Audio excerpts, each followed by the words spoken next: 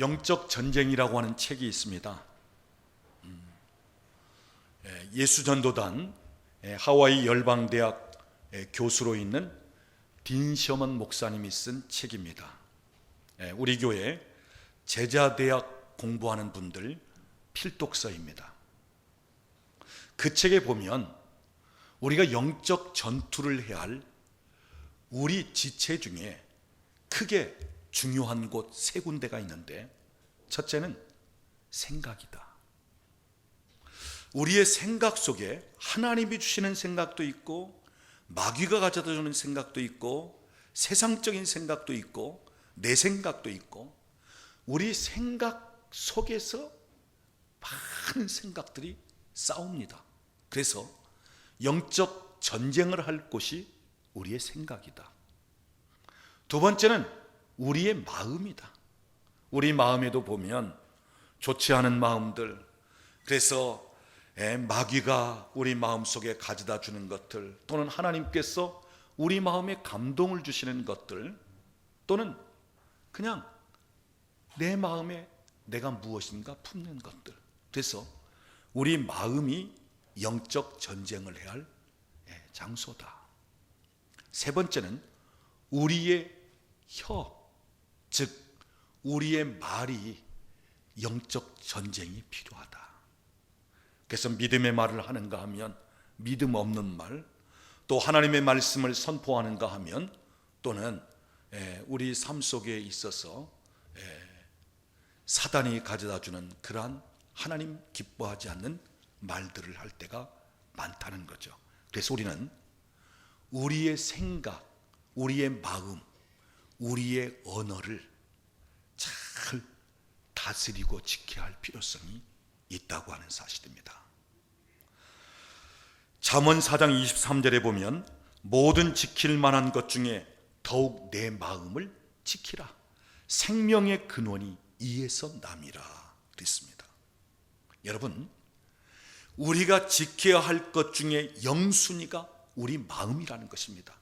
그만큼 우리 마음이 중요하다고 하는 사실이죠.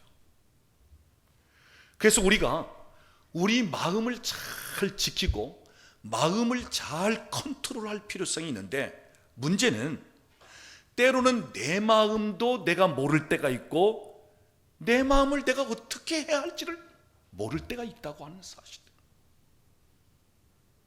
여러분, 우리가 남의 마음을 모르는 것은 말할 것 없고요, 때로는 내 마음조차도 내가 모를 때가 있다. 그리고 내 마음이 제대로 통제가 되지 않을 때가 있다고 하는 사실. 화가 치밀어 오를 때, 또는 그냥 속상할 때 내 마음을 내가 다스리지 못하는 그러한 때가 많다고 하는 사실이죠. 여러분, 우리 마음이 얼마나 중요한지 모릅니다. 그래서 우리 마음이 무엇인가를 하고자 하면 못할 게 없어요.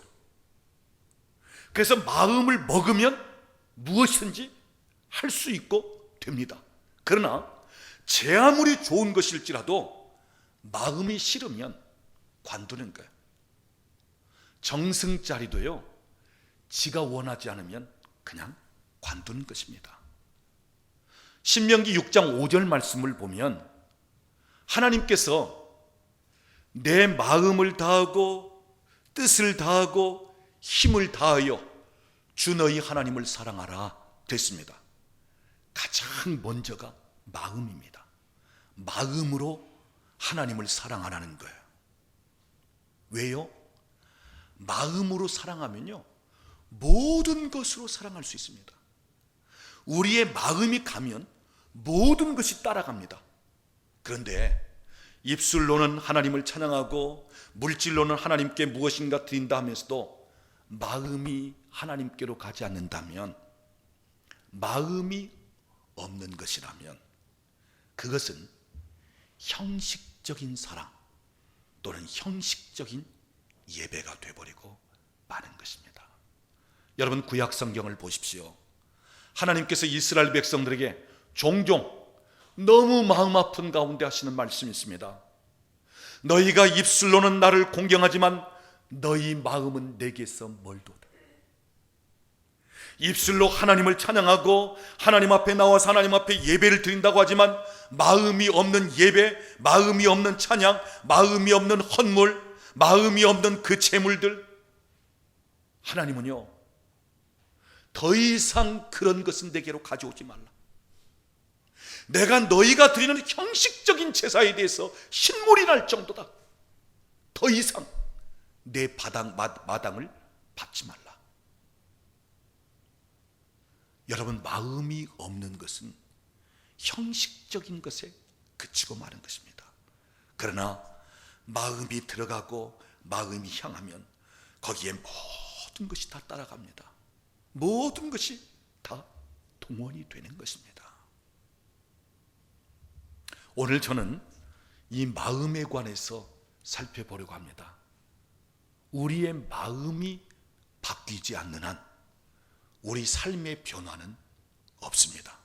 그러나 우리가 마음을 바꿔 먹으면 얼마든지 우리 삶은 바꿀 수 있고 변화시킬 수 있는 것입니다. 그래서 지난 시간에 저는 생각에 관해서 말씀을 살펴보았고, 오늘은 두 번째 시간으로 마음에 관해서 살펴보려고 하는 것입니다. 자, 오늘 우리가 함께 읽은 본문 로마서 12장 1절 2절 말씀은 그러므로 라고 하는 접속사로 시작이 됩니다. 다시 말하자면 로마서가 16장으로 되어 있는데 11장까지의 내용과 12장 사이를 연결시켜주는 교량과 같다 하는 것입니다. 여러분, 로마서 1장부터 11장까지는 어떻게 하면 구원받는가, 어떻게 하면 하나님 앞에서 의롭다함을 얻는가, 어떻게 하면 하나님의 자녀가 될 수 있는가, 교리적인 부분을 다루고 있습니다. 그래서 로마서 11장까지는 아주 건건하고 딱딱합니다. 그런데 12장부터는 구원받은 하나님의 자녀들이, 하나님 앞에서 의롭다함을 얻은 하나님의 백성들이 어떻게 살아야 하는가, 삶에 대해서 이야기하고 있습니다. 그 첫 번째 내용이 오늘 본문입니다. 예수 믿고 구원받은 하나님의 자녀들이 어떻게 살아야 하는가 중에 가장 첫 번째 중요한 말씀이 오늘 본문 1절 말씀입니다. 우리 오늘 본문 1절 말씀을 다시 한번 같이 읽어보도록 하겠습니다. 그러므로 형제들아, 내가 하나님의 모든 자비하심으로 너희를 권하노니 너희 몸을 하나님이 기뻐하시는 거룩한 산 제사로 드리라. 이는 너희가 드릴 영적 예배니라. 하나님의 백성들, 구원받은 하나님의 자녀들이 가장 먼저 힘써 살아야 할 것은 너희 몸을 하나님이 기뻐 받으시는 거룩한 산 제물로 드리라 하는 것입니다. 이것이 바로 영적인 예배라는 것입니다. 자, 여기 죽어있는 제물이 아니고요, 산 제물로 드리라. 여러분, 구약에서 하나님께 드려졌던 제사에는 살아서 끌고 오긴 했지만 다 죽은 제물을 하나님 앞에 올려드렸습니다. 양이든 소든 염소든 다 죽여서 죽은 제물로 하나님 앞에 드렸습니다. 그런데 오늘 본문에 보면 하나님은 구약시대 같은 죽은 제물을 원하시는 것이 아니고 살아있는 산 제물을 원하신다는 것입니다. 그것도 우리 자신이 산 제물이 되기를 원하신다는 것입니다. 그렇다면 여기서 무엇을 이야기하고 있는가 하는 것입니다. 간단하게 말하자면 우리의 살아있는 삶을 하나님이 기뻐 받으시는 예배로 드려나는 것입니다. 우리의 삶 자체를 하나님이 기뻐 받으시는 예배가 되도록 하라는 것입니다. 이것이 바로 영적인 예배요, 하나님이 기뻐 받으시는 살아있는 제물이라는 것입니다. 여러분, 우리는 예배당에 나와서 주일날 1시간 예배를 드리면 하나님 앞에 예배 드렸다 이렇게 얘기합니다. 물론 공적인 예배입니다. 그러나 우리의 예배 생활은 공적인 예배 생활로 그치는 것이 아니고, 공적인 예배가 끝나면 이제는 하나님과 1대1로 개인 예배 생활이 되어지는 것입니다. 그래서 내가 집에 가 있을지라도 예배가 되는 것입니다. 내가 장사하는 가운데 있다 할지라도 예배가 되는 것입니다. 내가 사업을 경영하면서 사람을 만나고 때로는 계약을 체결하고 때로는 내가 운전을 하고 길거리를 갈지라도 예배가 되는 것입니다. 하나님이 기뻐 받으시는 살아있는 예배가 되라 하는 말씀이에요. 특별히 영적인 예배라고 했는데, 이 영적 예배는 성령께서 임재하시고 성령님이 운행하시는 그런 정도의 1시간 드려지는 우리의 예배가 아니라, 여기서 영적 예배는 내 삶 속에서 성령님이 친히 운행하시고 내 삶 자체가 성령의 임재 가운데 사는 그러한 예배가 되라고 하는 사실이에요. 오늘 우리 크리스찬의 문제가 무엇이냐면, 예배 따로 삶 따로입니다. 그래서 예배를 드릴 때는 말씀이 있습니다. 성령의 임재가 있습니다. 찬송이 있습니다. 경건합니다. 거룩합니다. 하나님을 의식합니다. 그런데 생활 속에 그냥 나가면 말씀도 없고 찬송도 없고 하나님을 의식하는 것도 없고 경건도 없고 세상 사람들과 똑같이 되어버리는 것입니다. 그래서 예수를 믿는지 안 믿는지, 어느 교회 집사님인지 아니면 그냥 세상에서 그냥 장사하는 사람인지 전혀 구별할 수 없을 정도로,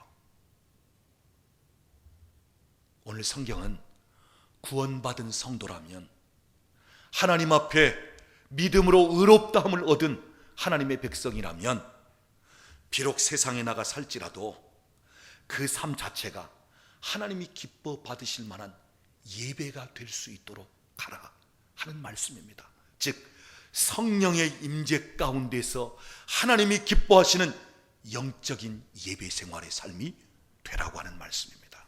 사랑하는 여러분, 오늘 저와 여러분의 삶이 하나님이 기뻐 받으시는 영적인 예배가 되고 하나님 기뻐 받으시는 거룩한 살아있는 예물이 되고 또한 예배가 될 수 있기를 바랍니다.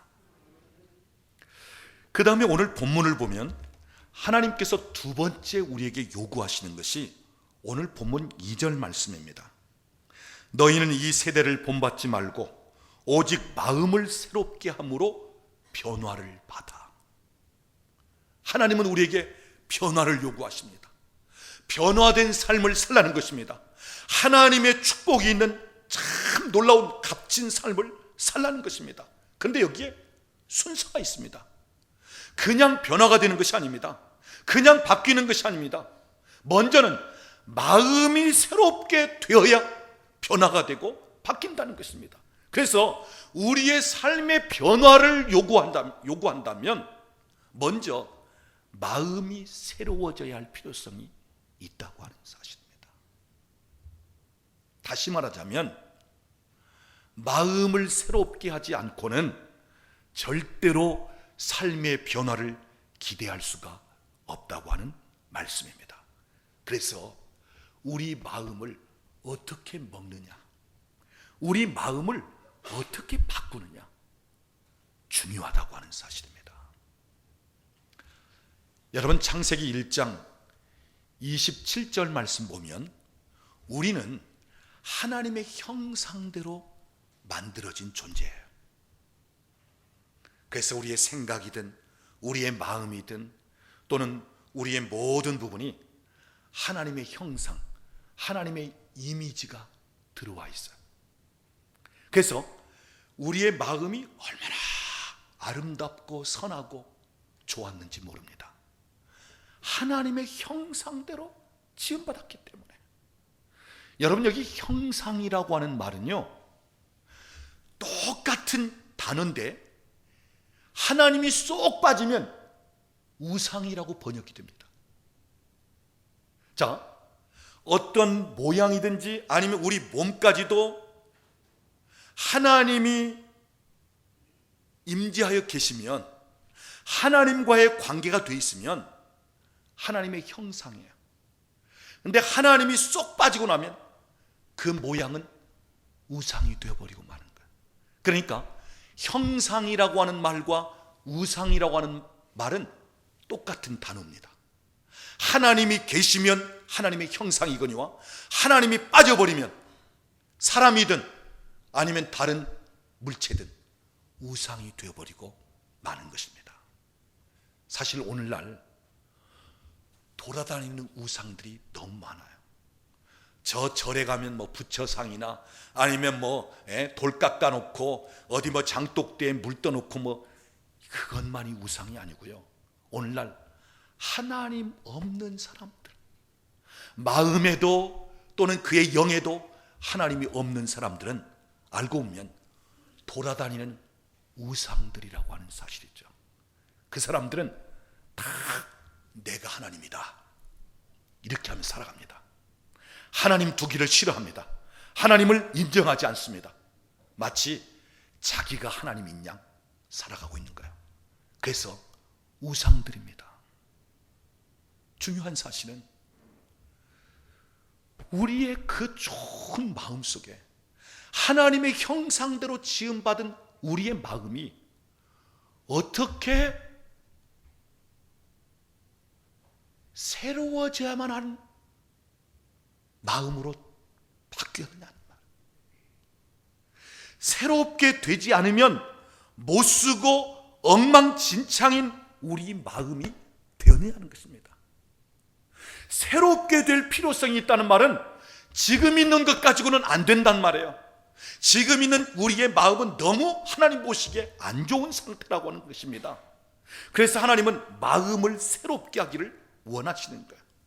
무엇 때문에 우리 마음이 하나님 보시기에 참 좋지 않은 것으로 되어졌는가 하는 것입니다. 저는 세 가지를 말씀드리고자 합니다. 첫째는 죄 때문입니다. 죄가 우리 마음속에 들어오는 순간 우리 마음의 정원은 온갖 잡초투성이 그리고 망가질 대로 망가지고 말았습니다. 미움, 다툼, 시기, 분냄, 방탕함, 세상적인 것들, 의심, 불안, 두려움,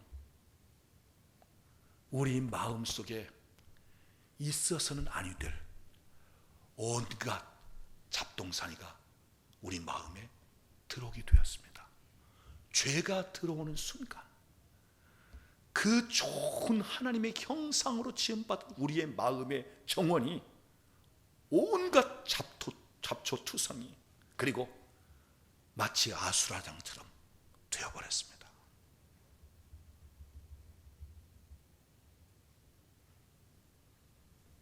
여러분, 죄는 누룩과 같습니다.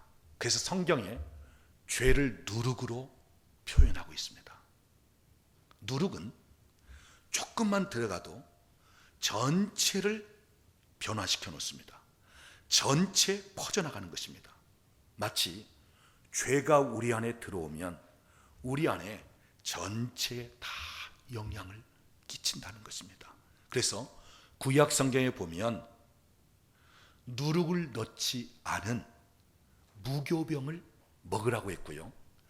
성전에 진설병을 차려놓을 때 그 떡도 누룩이 들어가지 않는 무교병으로 성전 안에 그 진설병을 두었습니다.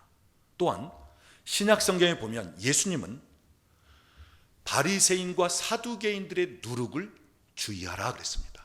다시 말하면 그들의 좋지 않은 것이 너희 안에 영향을 받지 않도록, 그 누룩이 너희에게 퍼지지 못하도록 주의하라 그랬습니다. 자, 죄는 누룩과 같이 우리 안에 들어오면 온 몸에, 온 마음에 퍼져나가는 것입니다. 그래서 우리의 마음을 새롭게 할 필요성은 우리 마음에 죄가 들어왔기 때문에 이 죄성, 죄의 악한 독성이 우리 안에 있기 때문에 마음을 새롭게 할 필요성이 있다 하는 것입니다. 두 번째, 우리 마음을 새롭게 할 이유는 세상적인 것들이 우리 마음에 들어왔기 때문에. 여러분, 오늘 본문 2절 말씀 보면 이 세대를 본받지 말고 그랬습니다. 더 정확하게 번역하자면 세상적인 것들을 본받지 말고, 세상 유행, 세상의 그 어떤 사고방식, 그래서 남이야 죽든 말든 나만 살면 된다는 이기주의, 온갖 가진 방법과 수단을 사용할지라도 성공하면 된다는 성공주의, 자기는 수고하고 노력하지 않아도 무언가 일확천금을 꿈꾸는 한탕주의, 그리고 남 앞에 그럴듯하게 보이는 이 허영심 같은 것, 이게 다 세상적인 것입니다. 여러분, 요한일서 2장 15절 말씀을 보면 세상을 사랑하지 말고 세상에 있는 것들도 사랑하지 말라. 그렇게 하면 아버지의 사랑이 너희 속에 있지 아니한다 그랬습니다. 세상적인 것을 세 가지로 표현하고 있는데, 육신의 정욕과 안목의 정욕과 이생의 자랑이니 이러한 것들은 아버지께로부터 온 것이 아니고 세상으로부터 온 것이라 그랬어요. 여러분, 세상적인 것을 크게 세 가지로, 육신의 정욕, 안목의 정욕, 이생의 자랑. 여러분 보십시오. 오늘날 세상은 점점 어떻게 되어가고 있습니까? 육체의 본능을 채우는 쪽으로 세상은 흘러가고 있습니다. 세상은 점점 눈에 보이는 것을 위주로 하고 있습니다. 그 사람의 마음이 얼마나 정직하고 착한지, 그 사람의 마음이 얼마나 아름다운지 그것은 별로예요. 눈에 보이기에 얼마나 외모가, 얼마나 거칠애가 번들어하고 얼마나 아름다운가. 세상은 점점 겉껍데기, 눈에 보이는 것 위주로 가게 돼 있다고 하는 사실이에요. 그리고 세상은 점점 자기 자신을 인정받기를 원하고, 자기 자신이 나타나고 자기 명예, 자기 영광을 추구하도록 하고 있습니다. 여러분, 하나님의 자리를 대신 차지하려고 하는 거예요. 그래서 점점 세상은 하나님 편에서 보면 하나님과 반대되는 쪽으로 가고 있습니다. 여러분, 이러한 것들이 우리 마음 속에 들어와 우리 마음을 어지럽히고 우리 마음을 혼란스럽게 만들고 우리의 마음이 아수라장이 되어버렸다고 하는 사실이에요. 마태복음 4장을 보면 예수님께서 40일 금식 기도하신 후에 마귀에게 시험을 받으십니다. 무엇으로 시험 받죠? 세상적인 것들로 시험을 받습니다. 그래서 첫 번째, 육체의 정욕. 배가 고픈 상태에 계셨으니까 마귀가 이 돌들도 떡덩이가 되어 먹으십시오. 바로 본능적인 것을 통해서 시험을 하는 것입니다. 그때 예수님은 사람이 떡으로만 살 것이 아니요 하나님의 입에서 나오는 말씀으로 살 것이라면서 그 시험을 물리치시고 이기십니다. 두 번째는 마귀가 예수님을 성전 높은 꼭대기로 데리고 올라갑니다. 그리고는 그 성전 꼭대기에서 뛰어내리라는 것입니다. 뛰어내리면 천사들이 받아서 돌뿌리에 발이 상하지 않도록 받을 것이라는 것입니다. 그러면 사람들이 그 광경을 보면서 와, 멋지다, 최고다, 어떻게 저 높은 데서 뛰어내릴 수 있는가 하면서 박수갈채를 보내고 찬사를 보내고, 그러면서 그 사람들로부터 인정받고 사람들로부터 귀여김 받는 이생의 자랑.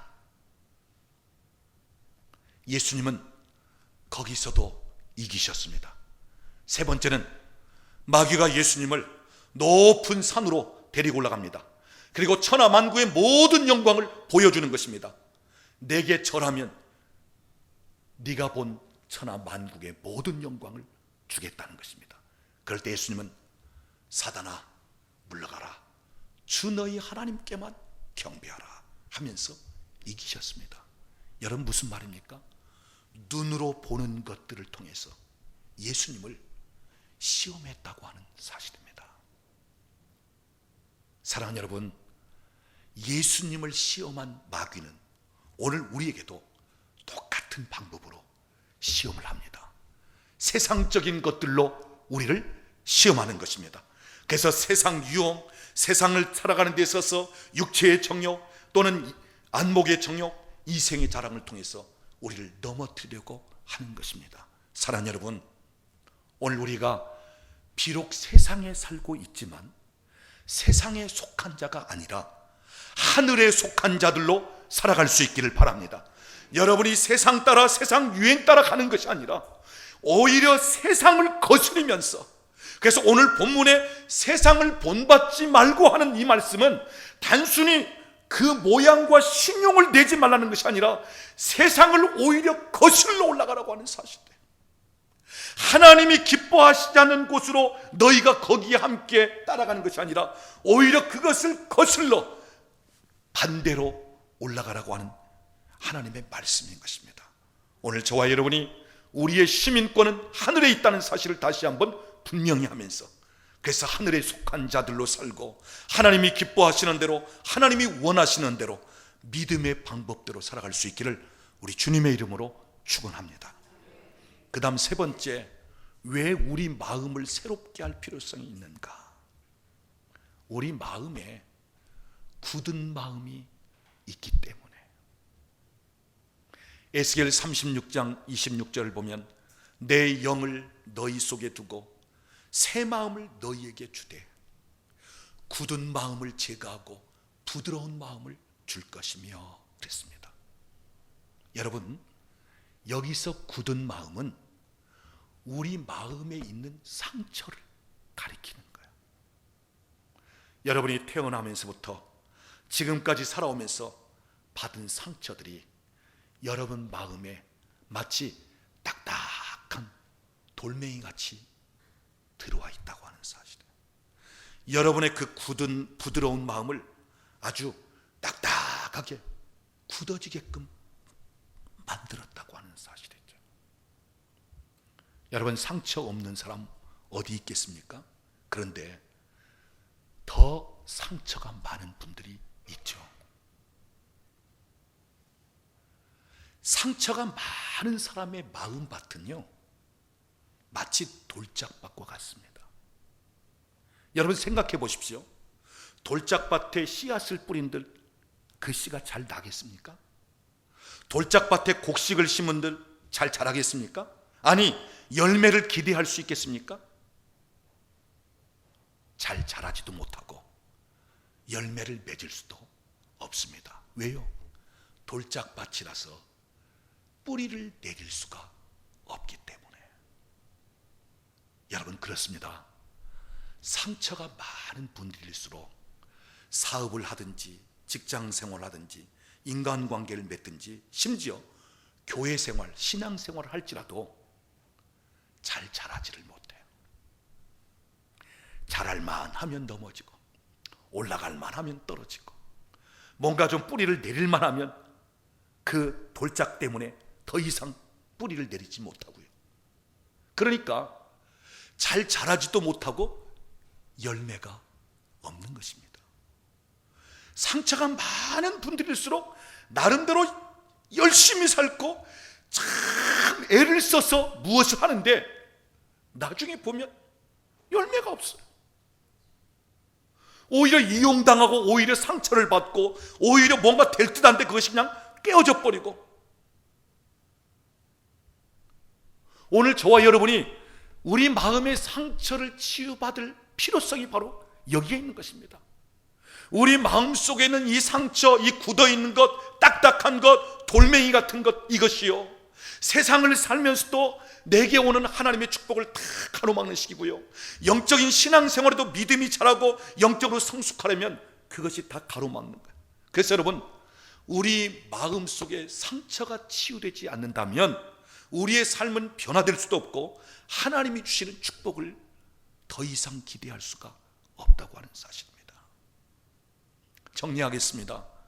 우리의 마음이 본래는 하나님의 형상대로 너무너무 좋은 상태가 되어 있었는데 왜 새롭게 할 필요성이 되었는가?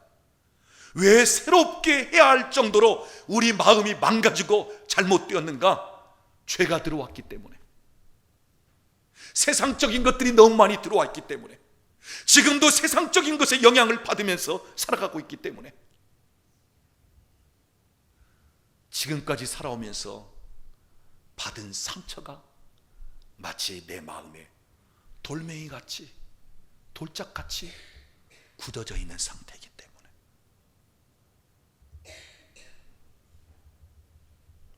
여러분, 우리 마음은 토양과 같습니다. 그래서 우리 마음밭을 기경하지 않고는 곡식을 심을 수가 없어요. 딱딱하고 단단하고 굳어있는 상태에서는 씨앗을 뿌려도 뿌리를 내릴 수 없습니다. 오히려 공중에 나는 새가 와서 먹을 뿐입니다. 그래서 성경은 너희 마음밭을 기경하라 그랬어요. 갈아엎어야 하는 것입니다. 확 뒤집어 엎어버려야 돼요. 굳어있는 것, 딱딱한 것, 이것을 깨트려 버려야 됩니다. 그러면서 돌멩이는 골라내야 됩니다. 여러분, 이것이 바로 내적 치유예요. 우리 마음의 상한 심령을 치유하는 것입니다. 그리고 나면 옥토가 되고, 그때는 어떠한 씨앗을 뿌릴지라도, 때로는 말씀이 우리에게 씨앗으로 들어올지라도 잘 자라면서 열매를 맺고 결실을 하게 되는 것입니다. 사랑하는 여러분, 여러분의 삶의 변화와 더불어 여러분 삶 속에 참 좋은 결실, 열매를 맺기 원한다면 여러분의 마음을 먼저 치유하십시오. 그리고 새롭게 하시기를 바랍니다. 그렇다면 우리 마음을 새롭게 하면서 어떻게 해야지 되는가 하는 것입니다. 자, 새로워져야 할 필요성은 아는데, 그러면 어떻게 새롭게 될 수 있는가? 여러분, 결심한다고 해서 제대로 됩니까? 아니요. 결심한다고 해서 되는 건 아닙니다. 우리 마음 상태 우리가 잘 압니다. 어떻게 바꿔야 할지, 어떤 마음, 어떤 결심을 잘 압니다. 그리고 수없이 해왔습니다. 그런데 순간순간 무너지는 거예요. 작심삼일이라고요. 얼마 못 가서 또 그 마음이 무너집니다. 또 그냥 주저앉습니다. 그래서 여러분, 내 마음을 내가 움직인다는 것이 너무 힘든 거예요. 가장 사람이 힘든 게 뭐냐면, 남의 마음을 움직이는 것, 그건 뭐 말할 것 없고요, 내 마음을 내가 컨트롤할 수 있다는 거, 이게 얼마나 힘이 드는지 모릅니다. 알고 보면 자신과의 싸움이고요, 내 마음과의 싸움인 것입니다. 내 마음을 새롭게 하고 내 마음을 바꾸고 내 마음 결심한 대로만 뭔가 나가면 얼마든지 삶의 변화도, 얼마든지 내 삶에 하나님 주신 축복도, 그런데 문제는 내 마음조차도 내가 어떻게 못한다는 것입니다. 그렇다면 어떻게 할 수 있는가? 간단하게 세 가지만 말씀드립니다. 첫째는 예수님의 보혈로 씻어야 합니다.